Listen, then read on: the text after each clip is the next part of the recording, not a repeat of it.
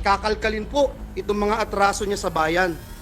Ito pong kumpanya niyang SunWest Corporation dito na inimbestigahan sa Senado.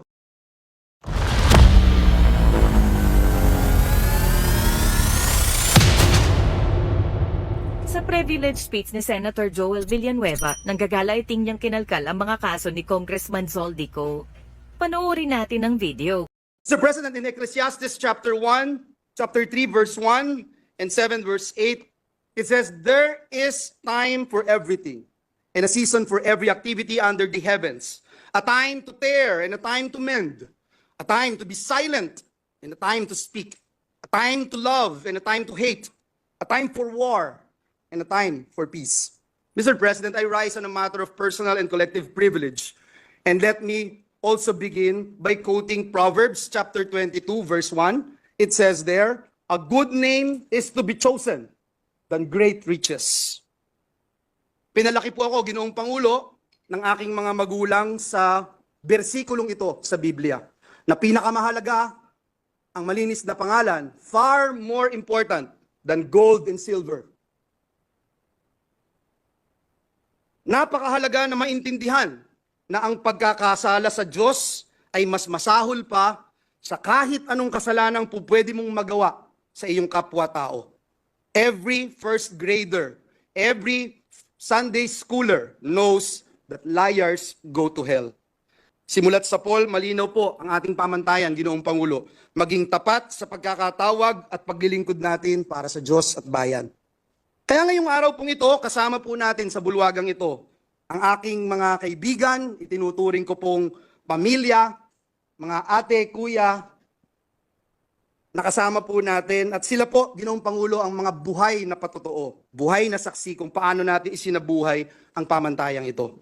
Ito rin po ang dahilan kung bakit tayo tumatayo ngayon, sapagkat hindi lang po dinudungisan at niyuyurakan ang ating pangalan at pagkatao, kung hindi higit po sa lahat, ang institusyon na minamahal nating lahat, ang institusyon ng Senado ng Republika ng Pilipinas. Ginoong Pangulo, mayroon pong naninira, pilit na ibinabagsak, iniinsulto, at inaalipusta ang mga miyembro ng Senado, maging ang ating pinakamamahal na institusyon.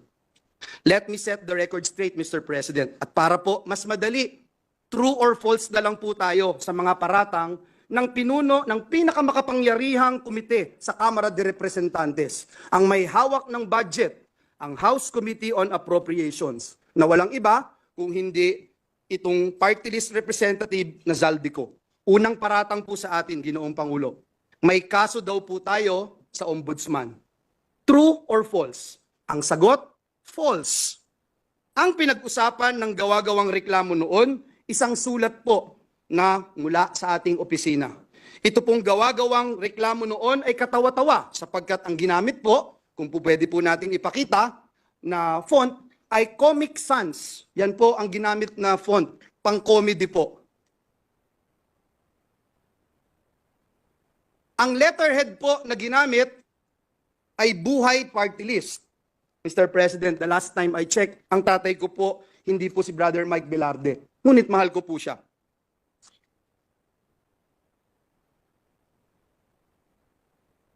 Mismong NBI din po ay nag-certify. Forge, peke, ang firma ni Joel Villanueva. Sana po maipakita natin sa screen yung pong mga binanggit ng representasyon na ito. And we are willing to wait kung hindi pa po ready, Mr. President. Yes, if there are technical difficulties, maybe we can suspend until Sapagkat ayaw po natin ng walang resibo at ayaw natin ng walang ebidensya.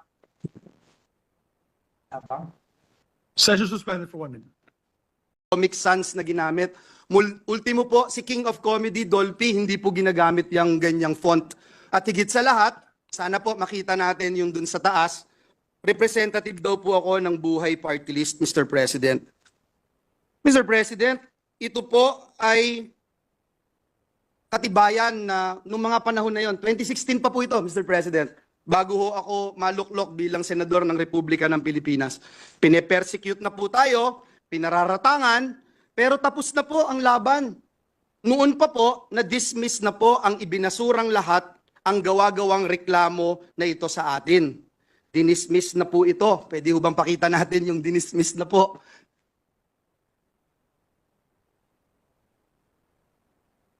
Mr. President, 2019 pa po, dinismiss na po ang kasong ito na ipinaparatang sa atin.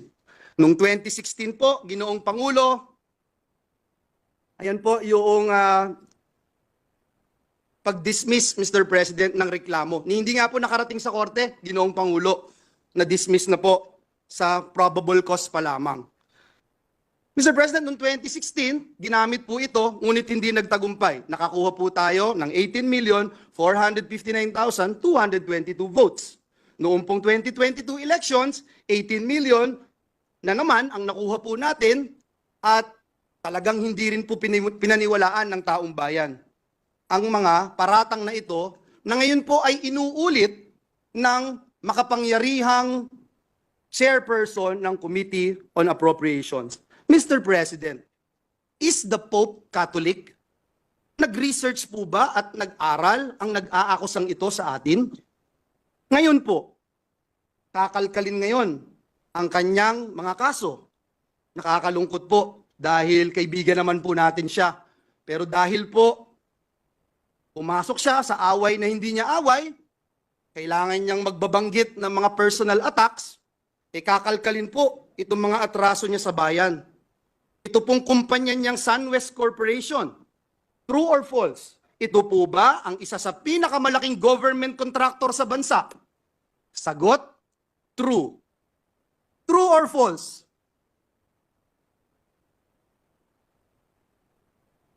Ang korporasyon po ba niyang SunWest Corporation ay kasama dito sa kontrobersyal na Farmally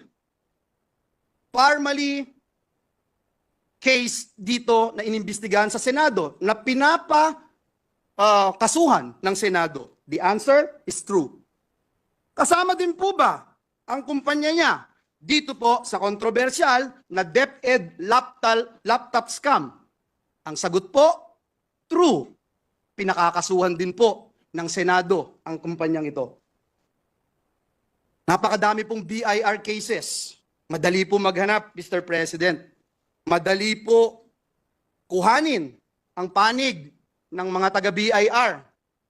Kung ilang kaso mayroon ang kanyang mga korporasyon. Bukod po dito, yung reklamo po sa ombudsman ng anti-corruption group na ang pangalan Task Force Kasanag International, meron din pong 50 billion na kaso na kinakaharap ang taong ito. Mr. President, kung maglalabas po kayo ng baho, Mr. President, dapat naman siguro maligo ka muna. Ang masaklap po, Ginoong Pangulo, sa kabila po ng track record na ito ni Mr. Zaldico, ang masaklap po, inappoint po siya ng Kamara de Representantes bilang tagapagbantay ng kaban ng bayan. Si Dracula, inappoint mo bilang tagapagbantay ng blood bank ng bayan. Wow, Mr. President. Kailan sa kasaysayan ng bayan natin nangyari ang ganitong pagkakataon na isang big-time contractor ang hahawak sa kaban ng bayan? Only in the Philippines, Mr. President. Mr. President, marami po akong pupwedeng sabihin, isa-isahin, pero hindi ko ho ngayon gustong pag-usapan ang napakarami yung kasong ito. Hindi ko po iisa-isahin. Hindi ko po pe-personalin. Marami pong panahon para sagutin itong mga ito. Pangalawang paratang sa atin, Mr. President. Minamaliit ko daw po, Mr. President. Minamaliit ni Joel Villanueva ang boto ng mga kongresista at party list. Sagot, true or false? False. Mr. President, utang ng buhay kong ito ang pagiging miyembro ng Kamara de Representantes. Paulit-ulit ko pong sinabi sa bulwagang ito, hindi ko mararating ang anumang tagumpay na narating ko sa buhay ko kung hindi po ako naging miyembro ng Kamara de Representantes. Marami po akong namimiss, Mr. President, na miyembro ng Kamara. Mahal na mahal natin. Si Representative Diggs Dilangalen, si Representative Raul Delmar, si Representative Roy Logoles. Tito Kaloy Padilla. Ang sarap pakinggan, Mr. President. Sa mga party list representatives, sila ka Eta Rosales. Sila ka Saturo Campo, sila ka Crispin Beltran. Mr. President, naging bahagi sila ng aking buhay. Mamaliitin ko ba ang 3,872 votes na maging kongresista ng Batanes? Bakit ko po mamaliitin? Lagi ko nga pong sinasabi, dapat pakinggan ang bawat representative ng Pilipinas. Doon po sa interpellation namin, nandito po si Senator Bato, madali po niya ikukumpirma. Ano ba yung pinag-uusapan namin about votes? Ang topic po namin ay disenfranchisement. Ang binanggit po namin ay kung tayo po ay iluluklok ng taong bayan bilang senador, tayo po ay iluluklok ng taong bayan bilang party list representative o bilang district representative, may different roles po tayo. Ang disenfranchisement mangyayari kung bubuwagin ng Senado, kakapunin ng Senado, tinatanggalan natin ng karapatan yung mga nagluklok sa bawat miyembro ng Senado na naririto po ngayon. Mr. President, kailanman hindi natin kayang maliitin ang bawat miyembro ng Kamara de Representantes. Higit sa lahat, Mr. President, miyembro po ng Kamara at party list ang tatay ko, na mas mahal ko pa kaysa sa buhay ko, Mr. President. And let the records bear that statement of this representation. Paano ko po mamaliitin ang Kamara? Ang tunay na issue, Mr. President, ay ito pong Peking People's Initiative. Dito po tayo mag-focus. Madali ho maghalit para sa akin. Madali po para magsisigaw ho dito dahil kakampi ko maraming senador eh. Madali po yun, Mr. President. Napakadali. Banggitin isa-isa itong kaso na ito. Ilang bilyong dito, ilang bilyon doon. Madali po sabihin, pero hindi po yun ang focus. Ang focus po natin, Mr. President, at hindi tayo dapat maging personal, ay banggitin natin itong bigger issue. This issue which is bigger than myself, which is bigger than you and me, which is bigger than this institution, Mr. President, and this is the soul of our nation, our Constitution, Mr. President. Imagine, Mr. President, true or false, Mr. President? Gusto ba ng taong bayan itong mabahong PI o Peking People's Initiative, Politicians Initiative na ito? Eh yung OCTA po, sabi 1% lang ang naniniwala na may halaga itong tsa-tsa. Noong January 31, ang CBCP nagbigay po ng pahayag na sabi po nila, hindi tayo basta lalagda o papayag sa kahit anong petisyon sa COMELEC. Ayan po ang sinabi ng CBCP. Can we show the CBCP resolution, Your Honors? Ayan po. Noong pong isang linggo, February 11, ang Philippines for Jesus Movement ay naglabas po ng isang manifesto laban sa Peking People's Initiative. Mr. President, maliwanag pa po sa sikat ng araw. Hindi ito ang prioridad ng taong bayan. Lalo na't maraming Pilipino ang nagugutom at nahihirapan. Hindi na po nakakayanan ng ating mga kababayan yung presyo, taas ng presyo ng bigas, sardinas, kape, gatas, instant noodles, maging asin, at iba pa. Nagluluksa pa rin hanggang ngayon ang maraming kababayan natin. Biktima ng baha at landslide doon po sa Davao. Nagsimula na ang El Nino, Mr. President. Anong magagawa nitong Peking PI sa El Nino? May haharapin tayong tagtuyot. May haharapin tagtuyot ang ating mga magsasaka, Mr. President. Mga kababayan natin na hanggang sa buwan ng Mayo haharapin ang El Nino. Bagsak pa rin ang kalidad ng edukasyon. Andyan po ang mga commissioners ng EDCOM sa pamumuno ni Senator Gatchalian. Kulelat pa rin ang mga estudyante natin sa PISA. Mga bagong graduates, below minimum wage. Below minimum wage ang tinatanggap. Mr. President, napakatindi ng traffic, tinitiis ng mga manggagawa natin ang araw-araw na kalbaryo. Mga OFWs natin na di-displace, Mr. President. Mga kababayan po natin na nagtatrabaho katulad ng nangyari sa New Zealand, doon po sa Saudi Arabia. Mr. President, hirap na yung taong bayan. Pero mabaho at Peking PI pa rin ang gustong asikasuhin ng mga taong nagtutulak nito. At nung mahuli, mayabang lang kayo. Senado, papogi lang kayo. Senado, gawin nyo to, gawin nyo yan. Mr. President, ano ba talagang layunin ng mga taong nagsusulong ng peking PI? Tanggalin ang Senado sa napakahalaga at napakasagradong proseso ng pag-amyenda o pagrebisa ng ating Constitution. Is this true or false? True, Mr. President, ang sagot. Iyan po ang nakalagay sa pinapipirmahan nila. Mr. President, may nanununog ng bahay natin, nahuli natin, may dalang sulo, sinusunog ang ating mga poste ng bahay natin, at nung mahuli natin sila, sa halip na magpakumbaba, sa halip na aminin na sila'y nagkamali, sila pa po ang galit, Mr. President. Sila pa po yung nambubuli. At nung mahuli po natin, ayaw pa rin pong umamin sa kanilang kasalanan. Sa halip po, minumura tayo, tinitira tayo ng below the belt, kesyo pangit tayo, mayabang tayo, etc. Sila pa ang galit at sabi pa sa atin, hoy, pagluto mo pa ako. Hoy, next week, ipasa mo to. Mr. President, hindi ho punching bag ang Senado. Naniniwala akong hindi tayo papayag maging punching bag, Mr. President.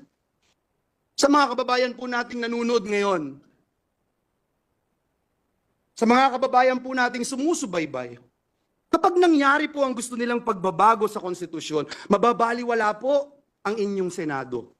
At mas magiging madali ng magpalit ng konstitusyon kaysa magpalit ng pangalan ng kalye.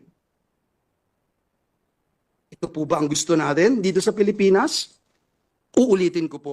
Gusto nilang buwagin at tanggalin ang boses ng Senado samantalang hindi mabilang ng mga landmark legislations na tinrabaho ng mga miyembro ng Senado. Uunahin ko na po kayo, Senate President, yung Bangsamoro Organic Law. Kung wala po kayo, hindi ko kayo nagsulong nito. Hindi ko magiging batas ito. Si Senator Loren Legarda, kung hindi pinangunahan itong Clean Air Act, Clean Water Act, Ecological Solid Waste Act, ano mangyayari po kaya? Si Senator JB, kung wala, may Universal Healthcare Act kaya? Si Senator Risa, kung wala, may Expanded Maternity Leave Law kaya? Mr. President, si Senator Angara, meron kayang Tatak Pinoy, may Regional Specialty Centers. Si Senator Binay, meron kayang Expanded NIPAS Act, Anti-Child Sexual Abuse or Exploitation Materials Act. Si Senator Alan Cayetano, meron kayang Good Manners and the Values Education Act. Meron kayang Bayanihan to Heal as One Act. Meron kayang Bayanihan to Recover as One Act na isinulong ni Senator Alan Cayetano. Si Senator Pia Cayetano, meron kayang Reproductive Health Act, may Cheaper Medicines Act, meron kayang Sin Tax Reform Law, etc. Si Senator Bato, meron kayang BFP Modernization Act. At just recently, itong PNP Reorganization Act. Si Senator Jinggoy, kung wala, meron ko kaya itong Strengthening Professionalism and Promoting the Continuity of Policies and Modernization Initiatives in the AFP. At higit sa lahat, mamaya itatakel na natin yung pagtaas ng sweldo ng mga manggagawa.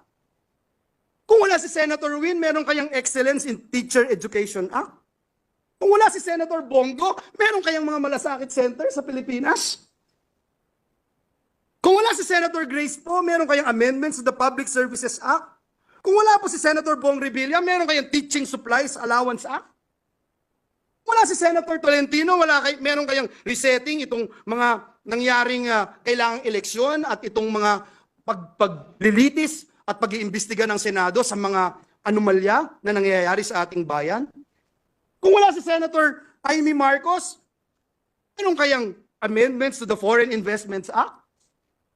Mr. President, I can go on and on and on, Mr. President. Kung gaano karami ang tinrabaho ng inyong Senado, hindi para sa personal na interes, hindi para lumawig ang aming mga termino, hindi para lumaki ang pondo na aming kailangang hawakan. Mr. President, Ginoong Pangulo, patuloy po akong nagdadasal. Patuloy kong ipinagdadasal ang ating mga kasamahan sa Kamara de Representantes. Lalo na po si Ginoong Zaldico. Mr. President, kung ayaw niya pong maniwala sa akin, i-quote ko na lang po yung sinabi ni Speaker Martin Romualdez. Don't throw stones if you live in a glass house. Yan po ang sinabi ni Speaker. Sana po marinig po ng ating mga kasamahan. Pinapanalangin ko po na bigyan tayo nawa ng Panginoong Diyos ng lakas, talino, maging kakayahan para magpatawad, Ginoong Pangulo. At pagtuunan ng pansin higit sa lahat, ano po ba ang tunay na kailangan ng bayan ngayon? At ipanalo natin ang taong bayan. Sa halip na pagtuunan natin ng pansin kung sinong mas magaling, kung sinong mas magandang lalaki o kung sino man ang mas mayabang. Hindi po ang mabaho at pekeng People's Politicians Initiative ang kailangan ni Juan de la Cruz. Sa tindi po ng kahirapan, sa tindi ng traffic, sa tindi ng gutom, hindi po PI ang kailangan. Ang kailangan po, Mr. President, ni Juan de la Cruz ay pambili ng gamot. Kailangan po niya ng pagkain sa hapagkainan nila. Ang kailangan po niya ay dekalidad na edukasyon. Ang kailangan po niya ay trabaho at magandang kita. Nawa, Ginoong Pangulo, matuldukan na ang mabaho at pekeng People's Initiative. Marami na pong nagawa ang inyong Senado, pero kulang pa. At alam ko po, bilang miyembro ng institusyong ito, na marami pa tayong magagawa para sa bayan. Kaya magtrabaho po tayo. Maraming salamat, Ginoong Pangulo. Mabuhay ang Senado.